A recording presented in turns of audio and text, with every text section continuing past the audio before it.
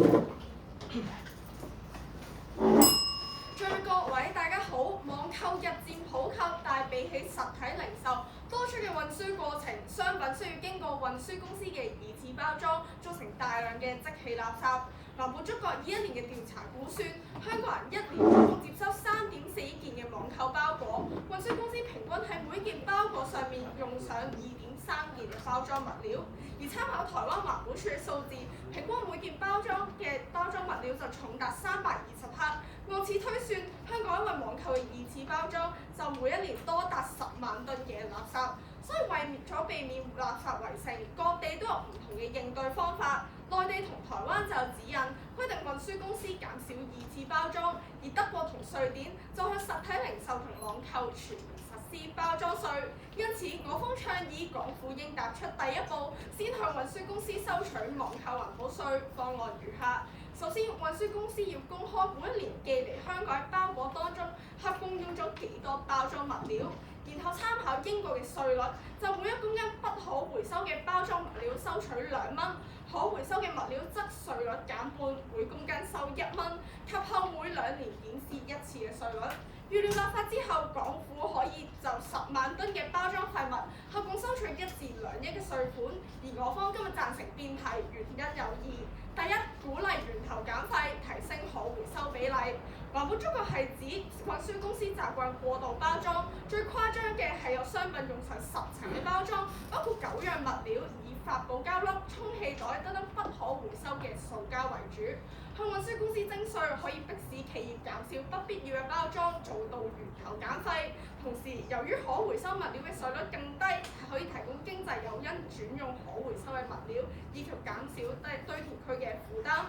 德國喺19年立法之後，當地最大嘅時裝網購平台 Zalando 喺2021年都宣布全線用紙袋取代膠袋。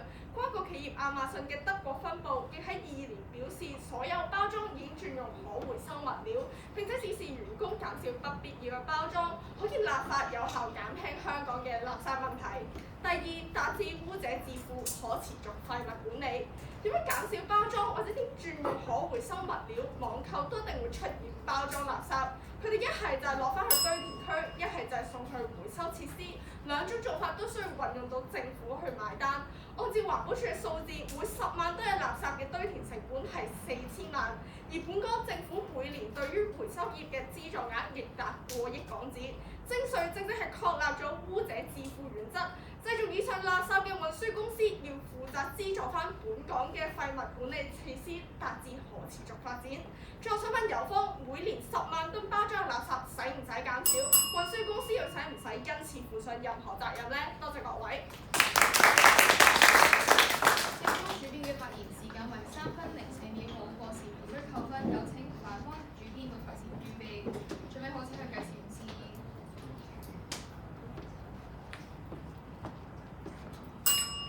主席、評判在各位大家好。聽完有方開辯，吳蘭發現有方犯下2大錯誤。第一，成效成疑。有方覺得只要收咗稅就可以解決網購過度包裝問題，但實際成效幾大呢？正如消委會委員黃滿忠咁講，由於網購本質上牽涉繁複嘅運輸環節，普通物品例如玻璃製品、電子產品、冷凍食品等等，本身需要額外嘅包裝保護，收稅減到幾多呢？有方第二，雙重標準。有方覺得網購本質上就係唔環保，所以要透過收稅做到污者自負，為破壞環境負上責任。但有方對唔環保嘅標準到底係乜嘢呢？根據英國克瑞大學物流研究中心嘅報告顯示，網購模式嘅碳排放平均比實體購物低30%。如果唔環保就要收稅，咁有方點解唔係針對所有購買行為進行統一嘅環保稅呢？有方準則需要解釋清楚。回歸辯題，自疫情以嚟，網購呈現爆發式嘅增長。根據統計處2021年嘅調查，全球有80%市民依賴網購買各種日用品。面對呢股大趨勢，依時全球並冇任何國家針對網購收稅。嗰番衡量辯題準則在於，貿然開徵網購環保稅會否令市民百上加斤，並且能否達至環保嘅最終成效？嗰方反對辯題原因有二：第一，增加經濟負擔，惹嚟民意反彈。當政府決定收稅，稅務必須由商品同埋小市民共同承擔。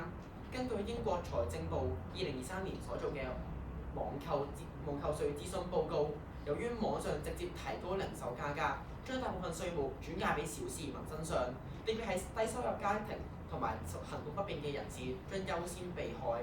即使商家自己承擔，面對現時零售市道蕭條，貿然收稅只會增加營商成本。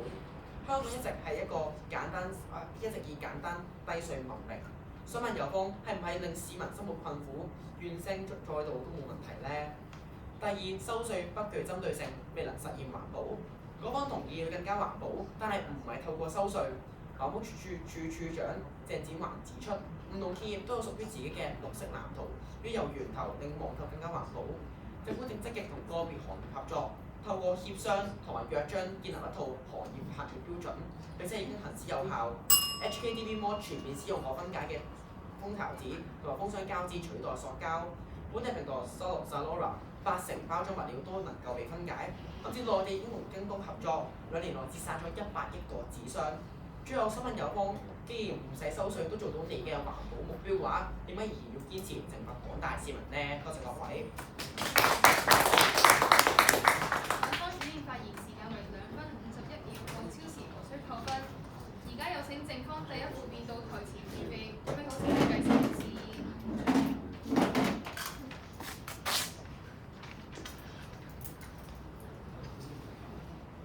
主席、評判在座各位，大家好。聽完有方主辯咧，發現有方基本上係贊成辯題喎。嗱，有方完全同意10億噸垃圾係問題，運輸公司係要負上責任，收到稅對香港係利大於弊。但係有方只係擔心咧可行性，甚至乎會唔會現有佢哋而家已經做咗環保呢啲嘅旁枝末節，就有方逐一拆解。可行性方面，其實係咪真係咁難處理呢？雖然主辯同你講，德國2019年同樣向運輸公司收包裝稅，咁多間公司都行出嚟話轉做可回收物料。如果真係咁難執法、咁難執行，咁啲公司點解又要轉包裝方法呢？所以有方係為反而反，為問而問。不如有方腳踏實地睇翻有方嘅反建議。有方話現時有部分嘅公司都係用緊啲環保物料嚟包裝，就同我哋講80%嘅數字。但係有方有冇論證有幾多間公司都係有80%嘅環保物料咧？有方論證唔到，所以有方話我方咧成效成疑，話收稅唔等於會有過度包裝。但係事實就我哋見到德國、Amazon、Sodano 呢啲嘅公司，大家都喺收稅之後係改咗佢哋嘅包裝，將咗啲可回收嘅物料。例如佢哋會將膠袋轉做紙袋，甚至乎 Sodano 係將呢一個嘅冰鮮食品嘅膠嘅不可回收物料變成一啲可回收膠袋嘅物料。我方明白有部分嘅運輸成本中間膠嘅使用係不可避免，所以呢一堆咪就係透過收稅去收回成本再解決咯。需要睇有方論點，有方驚影響市道，驚咧會增加商家嘅成本。所以有方係假設運輸公司會將稅項轉嫁落消費者，轉嫁落商家，但事實就係主尾同你講嘅亞馬遜係真係會改個包裝流程轉做環保物料，而唔係直接轉嫁俾商家。所以如果有方覺得佢會直接轉嫁，點解以上公司仲會改制先？更何況音樂同環保有關嘅政策都有機會直接影響中小企嘅利潤，係咪全部都唔可以做呢？例如針對電子產品嘅4電1腦，都有機會影響到電子貨品嘅行業。咁有方眼中呢啲係咪又唔可以做？係咪環保要擺埋一邊先呢？所以準備同你計個數，香港單係運輸公司嘅2次包裝，每年造成10萬噸垃圾。10萬噸係咩概念呢？即係相當於每日將17架雙層巴士倒入堆填區。哪怕政府都話禁嘅膠餐具喺疫情高峰期1年都只係得8萬噸。主要今日呢10萬噸入邊咧，大部分都係不必要嘅過度包裝。環保觸覺嘅研究都話，運輸公司而家包紙箱會包埋啲唔係封口位嘅位置，令到每個箱嘅膠紙量係正常嘅5.5倍。箱入面又有氣墊，又有環保膠粒填滿每寸空間，又係咪真係有必要先？而運輸公司每年就係咁樣賺香港人嘅錢，但係製造嘅垃圾咧就由納稅人埋單，又係咪公平先？當港府都針對建築公司有建築廢物收費計劃，玻璃樽公司有生產者責任制，點解運輸公司可以拍拍屁股咩責任都唔使負呢？所以開徵網購環保稅係由源頭減廢，改變營運模式，減少不必要嘅包裝。亞馬遜2022年喺德國19年立法之後，全面轉用紙袋，面對玻璃啲易碎物品亦會用膠粒，但係可回收嘅膠粒以減少徵稅。德國食品平台 Booting 喺2025年全國急凍貨品速遞，改用可回收嘅紙箱，唔影響冷凍功能。所以問有方，啲運輸公司留低爛攤子、留低垃圾俾政府同公帑埋單，係咪符合污者自負嘅原則呢？多謝各位。第一副辯嘅發言時間為3分0秒，無超時無需扣分。而家有請辯方第一副辯到台前準備，預備好請向計時示意。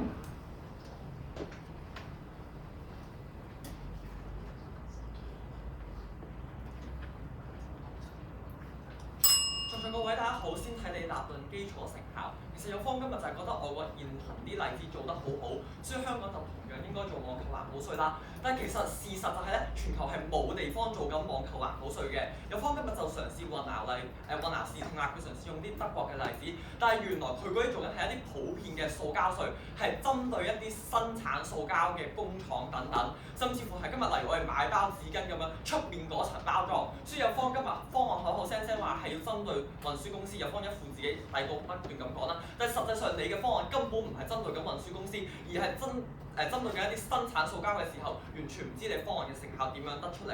所以今日實際上見到咧，呢種大包圍嘅做法，不論係實體門市有塑膠包裝嘅產品，定係網店都好，都同樣會針對到嘅時候，呢個只不過係一種大包圍嘅塑膠稅，有方並唔係論證咁件題。難怪全世界冇地方行過塑膠稅㗎，你一個成效數字咧，同權威與例都加唔出俾我哋，實際上會減到幾多，完全唔知道。相反，我方睇到啦，英國財政部咧，佢當年有諗過行塑膠稅嘅，佢2023年針對塑膠稅嘅諮詢報告同大家講咧，冇實質證據顯示稅項有環保成效，唔會帶嚟任何正面影響，所以煩請有方後續咧，不如你加翻個正面真係針對住網購環保稅嘅方案俾我哋睇啦。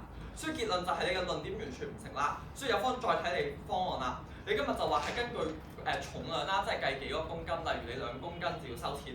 但係今日大家諗清楚啊，你買幾百蚊生果嘅包裝，可能實際上咧用嘅包裝數量，可能你多過你買塊木板嘅包裝嘅喎，所以就用重量去比較，係唔係一個合理嘅比較平台？有方要論證你到底個標準點解合理，所以我哋再嚟睇啦。有方今日同我哋講話要污染者自負，但污染嘅從來就係見到係好多時係生產嘅時候已經有好多包裝，你甚至乎今日點解就會突然少咗包裝、少咗廢物？你源頭減廢目標又點樣達成咧？所以今日咧。有方就話咧，例如有啲亞馬遜咁樣，佢哋的確運輸嘅時候，的確係會少咗包裝嘅喎。但有方就話唔會轉嫁成本俾消費者啦。但係今日見到英國財政部2023年嘅網購諮詢報告就話，其實稅收每上升2成，貨品嘅價格就會上升1成。所以有方今日唔好用個別例子同我哋論證，實際上係唔會轉嫁成本。我哋從一個經濟學嘅角度嚟睇，商家就係實際上係會轉嫁成本俾啲消費者。所以不如有方你論證下，到底有冇啲香港或者中國嘅公司，佢哋係講到明。係即使有嗰啲咁貴嘅稅項都唔會轉嫁成本，所以今日其實咧，我哋最緊要做嗰個稅項係要體貼民意，連政府自己財政司想嘅預算報告都係可以關愛惠民。但係今日見到咧，全球7成香港人咧擔憂生活成本上升，有方今日計咗條數就話其實都唔係好多啫。但係今日見到佢垃圾徵費咁啦，當中3成人至多話最高可以接受每個月3蚊，市民係咪真係好似有方咁到所講咁冇所謂咧？難怪批發及零售界議員趙家輝都話，實施網購環保稅會降低市民嘅幸福感，甚至政府都話環保政策唔應該增加市民負擔。所以見到今日我哋從來靠你一啲最基本嘅方案都做到嘅時候，點解要做你嘅方案？多謝各位。3分08秒，冇超時無需扣分。而家有請正方第2副辯到台前預備，準備好心向計時器示意。各位大家好，相信大家咧都聽到好混亂啦。但係我哋今日雙方可以達成一個共識係咩咧？我哋都同意運輸公司係有責任要負責翻自己生產嘅垃圾，呢個有方完全冇反對過。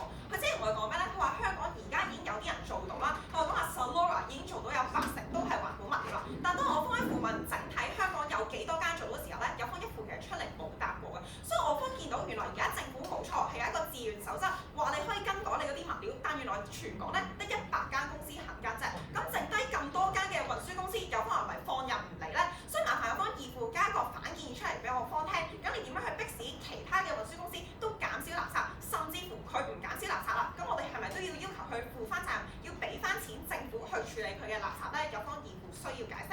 所以其實今日有方一直質疑我方嘅外國例子，同我講話咧，德國係一個普遍塑膠稅。我方知道德國係實體同埋網購都有收，所以今日我方嘅成效論證一直都係同你講一啲網購公司嘅例子咯，例如一副同你講嘅 Banting、Zalando 等等，全部都係講緊德國嘅網購公司喺實行完咗之後係真係改咗包裝。Amazon 同你講一啲佢為咗去避免一啲發泡膠嘅使用咧，都轉咗做一啲可回收嘅紙袋。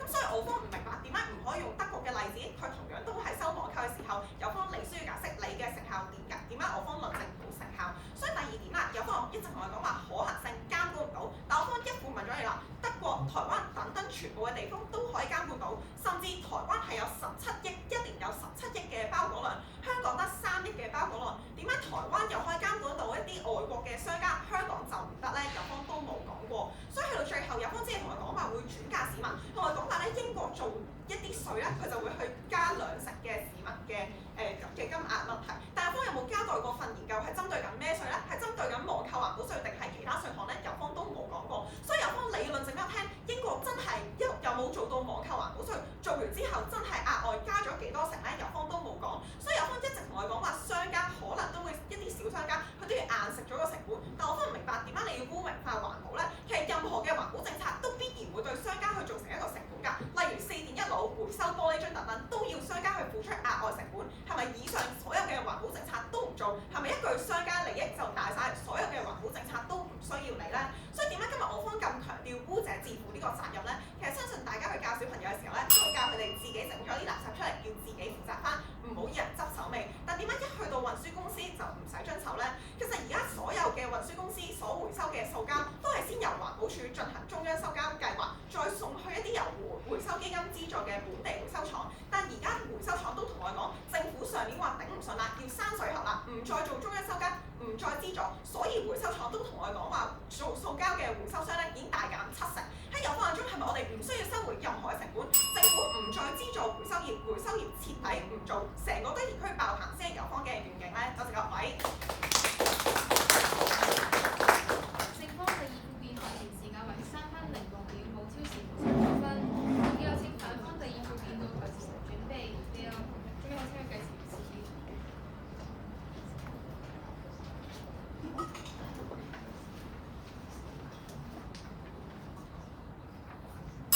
仲有大家好，其實今日我係講咗好多次，有方論證成個辯題前設係咩？就係佢假設呢個網上消費一定更唔環保。嗱，問大家個情景題，大家超市成日見到啲咩美國直送產啊、新西蘭奇異果，嗱飛過成個太平洋碳排放多啲啊，定跨嗰個深圳河從東莞送到香港碳排放多啲？大家都知道後者碳排放更加少，因此我叫咗意大利商務聯盟嘅數據同大家。原來做網購更加環保嘅時候，我方問咗好多次，係咪所類型嘅塑膠都要徵稅？實體都唔環保，有方你徵稅，有方又唔敢答，因為佢都知道個方案就係大包圍攞個稅出嚟周街揈，但係最後有冇針對到網購問題咧？咪冇咯。所以今日我係嚟個以副係節，簡單同大家對比成效咯。有方話我哋有幾多個做咗8成荔枝嘅包裝，我方見到原來香港101間企業做到，有方話太少。問題原來香港而家最主要順豐、HKTM 各大運輸公司通通都做晒，有方你仲要咩？呢101間公司有超過20間運輸公司，全香港咁多間運輸公司都做晒夠晒成效啦。相反，你個方案原來咧參考英國方案咧，佢只要求一個商品有3成回收率，我方話做8成嘅回收率，成效明顯好過有方。所以今日有方就話啦，話我哋英國例子會轉移，我哋咧係用錯例子。問題你知個方案唔係參考英國例子，所以我方咪攞翻英國報告同你睇。而英國嘅報告咪講到你每公斤你收2蚊，已經會轉移成本到消費者，會加大消費者負擔嘅時候，咪就係個道理咁簡單咯。所以有方今日就同我講啦，話啊呢個每件包裝會有320克每件。嗱，你話一件包裝10個包裝，咁咧10乘320知幾多公斤？即係4公斤。一個外賣會有一個網購4公斤包裝嘅方。我未見過咁重嘅包裝，所以叫今日有方原來你自己舉出嚟環保出個例子，同我講香港1年會出現幾多垃圾？原來有方你嗰條數嘅1/5得2萬幾嘅時候，有方你唔好再夾硬作數據，亂咁將2分之一溝埋一齊用啦。所以見到係今日原來雙方都知道要解決環保問題，問題係點樣解決啊嘛？嗱，有方只好識講㗎，政府做生產者站。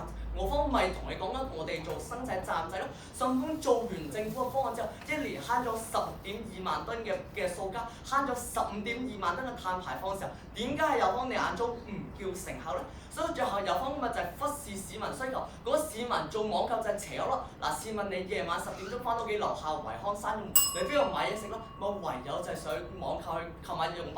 一個70歲嘅阿婆，佢點樣托10公斤米翻屋企？咪通過網購咯。所以今日我方同你講嘅係市民需求客觀存在嘅時候，我方唔係話唔俾做網購，而係點樣平衡網購，點樣令網購更加環保，平衡市民同埋綠色嘅需求啊嘛。所以今日由方你個方案底下，市民食咗個稅，但你同我講污者自負，其實唔係㗎，你俾咗錢富者可污，你冇從根源上解決到綠色問題咯，你只係將筆稅轉移咗。所以我方今日同你講，我方希望3人共勉，大家都一讚，但由方堅持做雙輸，市民輸，政府輸，輸埋民心。多謝各位。嘅發言時間為3分07秒，無超時無需扣分。而家係交互答問環節，發問及回答前，辯員會有15秒準備時間。首先由正方第2副辯發問，準備時間開始。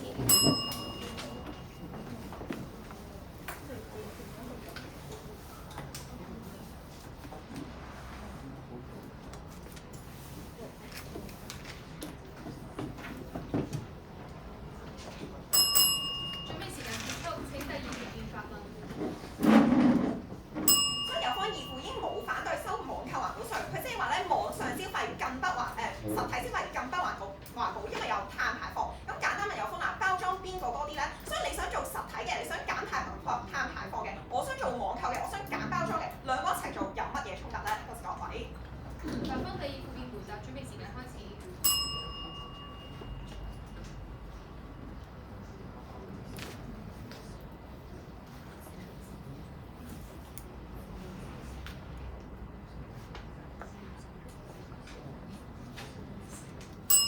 準備時間結束，請反方第2副辯回答。有方問我兩者之間有咩衝突，我同你講，就見到原來現況都係環保問題，唔單止係包裝問題，係全方位碳排放、包裝呢啲通通都要解決嘛。所以我方就同你講緊，做緊生產站制，包裝減少到碳排放減少到，有方你全部都做晒。所以問翻有方你講唔追環保咁有問題，係咪大家而家熄冷氣、熄燈打辯論夠晒環保？有方你咪堅持咁做咧？市民唔會咁做，因為大家知道咁樣會影響大家日常生活，所以政府咪同你講，透過生產制平衡市民需求同平衡綠色環保嘅兩樣嘢，點解唔係更加好？點解唔係政府更加喺而家環境下體貼民生，又做緊你嘅效果？多謝各位。答方第2副辯發問，準備時間開始。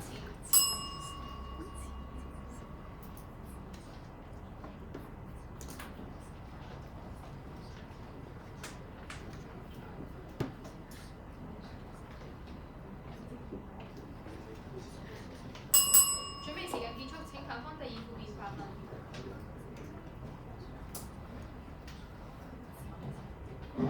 有方你自己主辯引用嘅環保團體環保觸覺，佢份報告最底就寫啦，減少包裝嘅方法就係政府要做生產站制同企業訂立約章。點解有方你眼中反而個方案係收稅，人哋嘅報告都唔係咁寫嘅喎？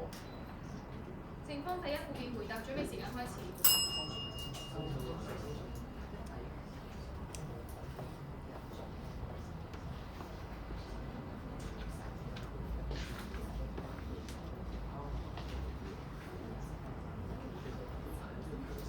準備時間結束，請正方第1副辯回答。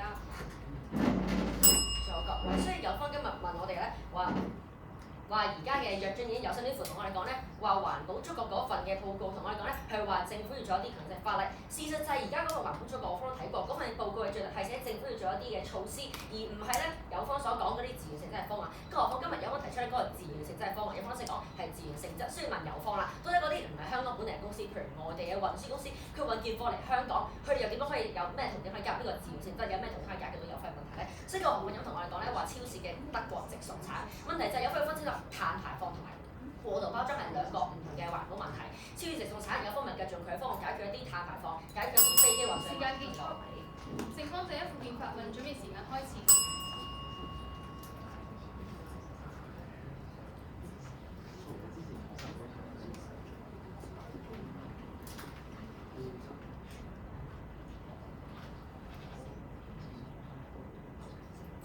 準備時間結束，請正方第1副辯發問。各位有方今日頭先話咧，可以用自願性守則，但係問題就係有方老師講得20間公司，所以想問有方有咩方法可以逼到外地運輸公司，唔係香港本地嘅公司，去逼佢哋加入呢個自願守則去管理佢哋嘅環境？反方第1副辯回答，準備時間開始。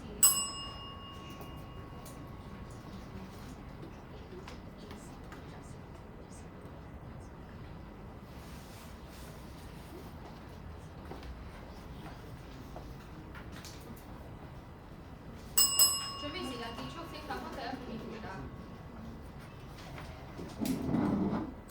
各位大家好，有方問啲外國公司產生嘅數塑膠包裝嗰啲點樣處理。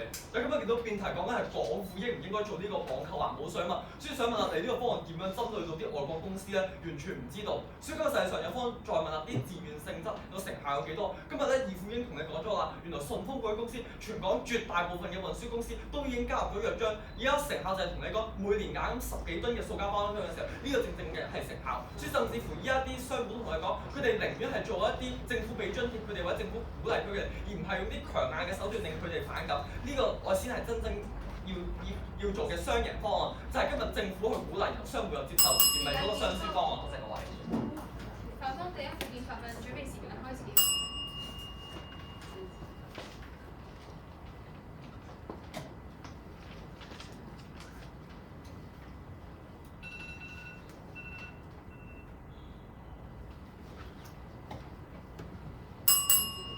準備時間結束，請校方第一附件發問。在座各位大家好，2022年香港民調研究指出咧，70%人願意去到取貨店歸還網購包裝。今日市民反而表明唔中意一啲強硬嘅政策。如果今日個稅項令到轉嫁成本去消費者，令到市民反感，然後政府又得唔到民心嘅時候，呢個係咪有方嘅終極願景？正面回答，多謝各位。正方主辯回答，準備時間開始。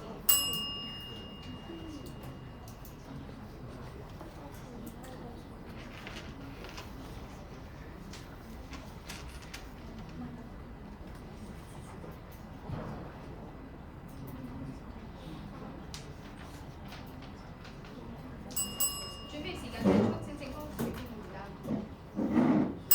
係啦，所以今日有方咧問我方係唔係最尾呢啲市民要食一個強硬嘅政策係我方嘅願景，所以今日有方由頭到尾全場都係假設緊呢一個稅會轉嫁到消費者度，但係我方由頭到尾從來都冇咁講過，而且有方根本就冇聽過我方方案咯，我方方案只係參考英國嘅價格，並唔係全部嘅方案，所以今日如果有方長期都係用一個佢會自願去自攜點到攞㗎咁樣，咁咪就係毫無約束力咯。而家都毫無約束力嘅減少使用包裝約束㗎。咁所以但係而家個問題就係網購而家都會每一件包裝都會有2.3件嘅包裝講緊，多謝各位。正方主辯發問，準備時間開始。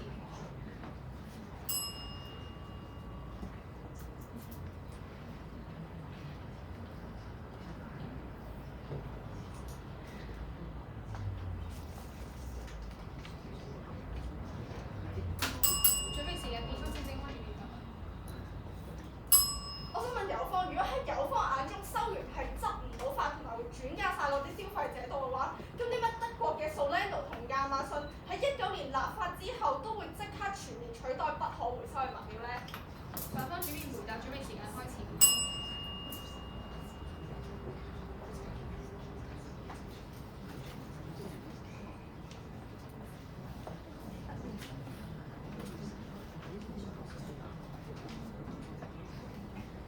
準備時間結束，請校方主辯回答。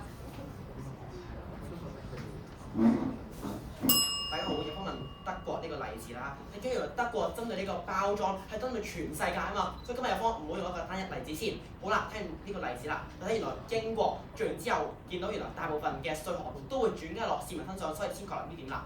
再睇有方嘅方案，有一個經濟學同你講，而家原來稅收升咗之後，價格都會相對上升，而之後就轉嫁落市民身上咯。所以第一有方環保你住講唔過去啦，第二有方增加咗市民負擔嘅時候，上線想問有方呢個仲係一個好嘅方案咧？多謝各位。反方主辯發問，準備時間開始。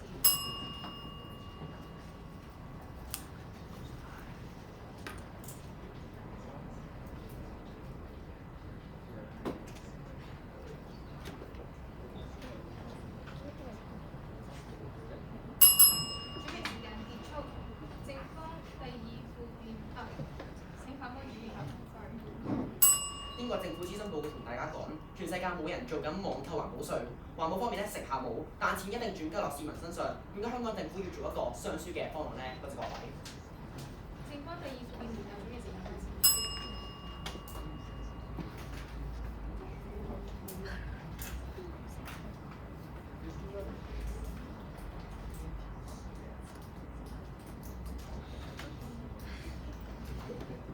準備時間結束，請正方第二附辯回答。再講大家好，有方問點解英國會轉嫁，香港唔會轉嫁？但第一點，我方嘅方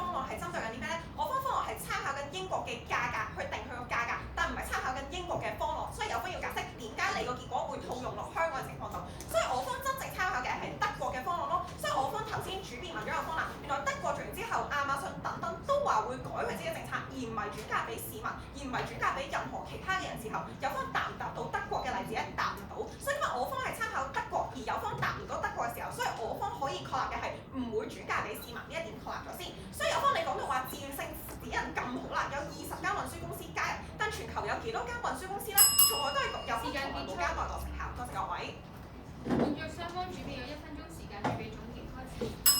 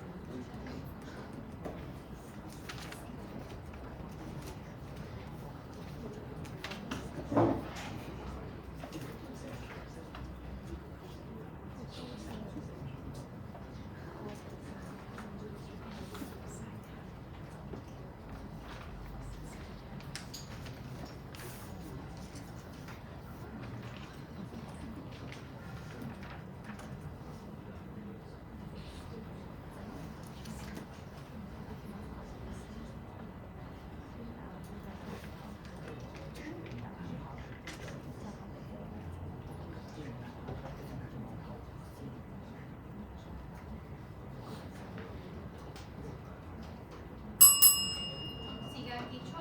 首先由法方主編總結，請到台前預備好請佢介紹事宜。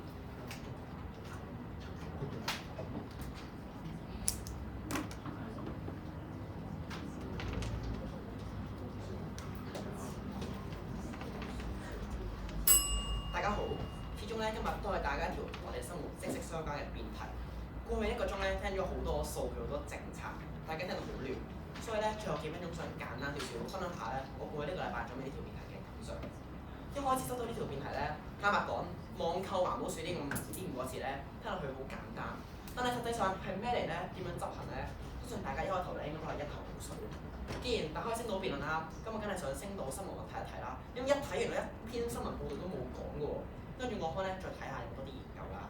跟住一睇，發現咧原來英國有做相關嘅研究，結論表明全球每一個地方行緊網購稅，但係方咧全場都係聽唔到嘅，所以啊都冇證據證明網購稅咧對環保有幫助。好遺憾，一個冇社會討論，亦國際趨勢而行嘅辯題，就係今日有方嘗試論證嘅嘢。不過咧有方咧唔接受呢個限制嘅喎，為自己個方案咧加咗呢層包裝。第一個包裝啦，就係生產者方案。有方嘗試引進英國例子，論證自己方案嘅成效，但係呢啲包裝都有唔少嘅漏洞。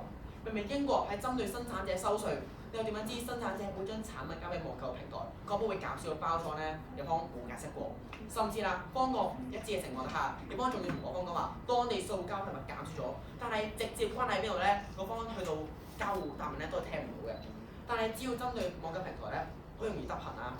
但係今日你逼商家承受呢個稅項，我剛前場講咗啦，羊毛出在羊身上，原來咧最後好多嘅嘗試都會轉嫁翻落市民嗰度。市民負擔增加咗，但係塑膠包裝咧有個方案原來解決唔到嘅。可能大家會覺得為環保犧牲幾蚊咧係人之常情，咁最多咪改變你嘅購物平台咯。但錯咯，原來好多人唔係因為貪平貪方便而使用網購，好多時候咧係佢哋迫不得已嘅最後選擇嚟嘅。好似住緊喺公屋嘅老人家，嗰方義父講過㗎，平時出門唔方便，錢又唔多，唯一可以做嘅就係靠網購，運送啲米啊等等嘅物資翻到屋企啦。但你有幫咧好冷血嘅選擇，一刀切唔理會，最後你嘅環保理處做唔到啦，增加埋市民負擔，上書又何談對本地係有利咧？而呢一個咧係聽咗成場有幫成場咧嘅第一個感想嘅，空談理念不切實際。所以環保呢2個字咧，如果只係講理念唔貼地講嘅話咧，根本冇辦法切合香港人每個人嘅需要咯。呢個衍生咧到我呢個禮拜嘅第2個反思啦，就係究竟咩係環保咧？有方義父話環保係我哋嘅責任，所以咧有方立場講穿咗啦，只要用塑膠就必須要受懲罰，必須將生活咧同埋環境放喺對立面。其實環保唔係有方聽到咁簡化，我哋將冷氣開高幾度，唔搭的士行多啲路，呢個已經足夠咯。本質上知我哋選擇嘅平衡一種生活方式。有時網購難免要長途跋涉，唔少易碎品或者貨品，如果唔用包裝保護咧，真係難以運輸，因為會令到啲貨品受損咯。有方義父立場都退啊，話小商家承受壓力咧，承受負擔呢啲咧係不可避免嘅，所以有方自己都知㗎，原來對市民會製造負擔咯。相反我方反方案底下，市民係自願性去做環保，甚至減少包裝藥樽等等，令到商品開始接觸環保，呢個咪係令到全球環保化，甚至令社會進步咯。所以啦，就算真係逼到商家減少包裝，結果商品運輸情況遇到危險，又要退貨，又要儲多幾程貨車，碳排放仲多，可能真係要麻煩有方見面咧計翻個數俾我聽啊！有方今日咧唔係覺得塑膠包裝冇問題，但有方只係貼地咁樣代入佢哋嘅生活，唔係懲罰，而鼓勵我哋追求一種平衡嘅生活選擇，令到市民唔會受苦。講講世界底下本身真係有過度包裝嘅貨品，商家發現減少包裝原來有着數，你更加願意作出環保咯。環保唔係要懲罰市民，只要唔完美就同破壞地球呢4個字畫上等號，亦要鼓勵勇敢選擇唔同生活方式嘅人，培養一個生活習慣，仲係要逐步累積。有方用到逼字，有方環境嘅遠景，可能唔係收稅個稅，而係破稅個稅。多謝各位。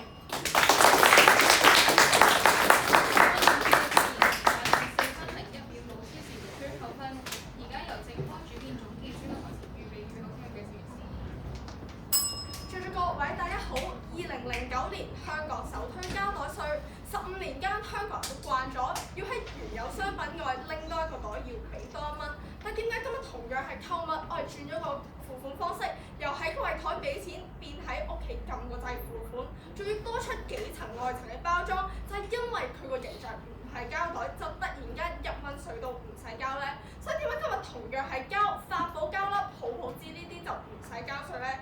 點解包住2層紙皮，外面又包滿3層膠紙，咁樣包裝方式環境破壞更大，又唔使交稅咧？所以今日同樣係消費，點解一個要負責，一個又唔使負責咧？所以今日聽完全場咧，其實友方嘅論點咧，都似包裝公司嘅包裝咁樣嘅喎。外面咧聽到就好大件，但拆開咗咧，咁多無數重複嘅紙皮同冇意義嘅填充物，其實內容都只得一樣，就係今日一直不停問。有咩今日立場全盤承認，運輸公司根本就係有責任，亦需要去處理。但係友方今日咧就單靠咧不停問我方無數個執行細節，淨係一直問就當贏咗場比賽。所以今日我方全場咧已經交代晒所有可行性同立論方案，但係友方咧今日咧都係講充耳不聞。所以今日我問友方，連外國例子都做到，點解香港做唔到先？友方都答唔到，就咁違反而反，淨係將細節上嘅技術困難無限上綱。所以如果今日咧友方話我方咧係不切實際咧，我方就覺得友方先係不切實際啦。因為如果現況已經做得好好，點解今日環保中國會仲同我方講有10萬噸嘅垃圾咧？所以問友方得20間公司現時規管到，其餘點算？友方今日都交代唔到。所以今日我想問友方冇經濟誘因，咁點解德國亞馬遜嗰啲就會自然轉咗包裝？友方否認唔到。甚至乎今日友方咧全場咧都冇聽清楚我方方案。我方方案嘅價格咧係參考英國，唔係方案參考英國，友方都聽唔到。所以今日友方問我方咧點解唔管埋其他購物行為都有碳排放喎？我想問友方實體零售會唔會每一單生意都用2.3個包裝去包先？甚至現時有10億噸垃圾，大部分都係網購嘅包裝廢物。所以如果友方咧想收埋實體零售管排放，我方唔反對㗎。但今日因為正網購係一個嚴重最大嘅廢料源頭，所以更加先需要針對。其實09年嘅膠袋稅咧，最初咧係收5毫紙開始，開頭大家都質疑區5毫紙有乜嘢成效啊？但立法之後，的確由前年嘅6億變成1.5億，看似係微不足道嘅稅收，其實係一個警示，一個機會。市民慣咗自帶環保袋，商戶慣咗轉用紙袋，唔用膠袋。而我方今日嘅2蚊，佢真正嘅價值係提醒每一個網購嘅市民，我哋唔好介意行多2步去自攜點拎貨，減少外層包裝。係運輸公司年尾收稅嘅時候就交許，我哋提倡，我哋可以轉用可持續性嘅包裝。但全世界都比香港行前一步，由歐盟去到內地，甚至乎同樣利益掛帥嘅新加坡，都會強制要求運輸公司每年繳交具體嘅減廢計劃。但香港咧就咁叫百幾間公司簽署無約束力嘅減少使用包裝約章，但等企業良心發現嘅時候，我哋嘅堆填區就已經爆滿。喺26年嘅當下，我哋可以選擇重整回收業，避免垃圾圍城；可以選擇填補政策缺陷，令到運輸業同其他行業睇齊，做翻污者自負。我哋選擇同國際睇齊，建立可持續嘅廢物管理。各位手中呢一票，你哋又會點投呢？多謝各位。主編嘅發言時間係3分29秒，5次無需扣分。今日嘅第3種賽事已經結束，多謝講